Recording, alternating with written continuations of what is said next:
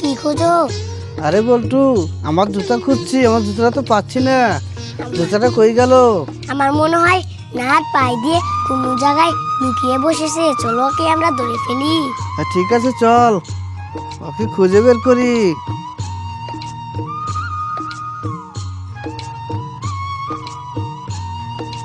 এখানে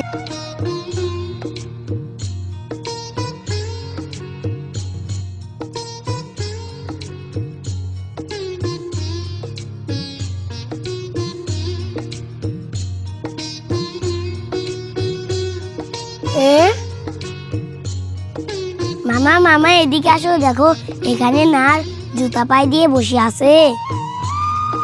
আরে বল্টু, কি বলছিস? দেখি তো। এই দেখো মামা।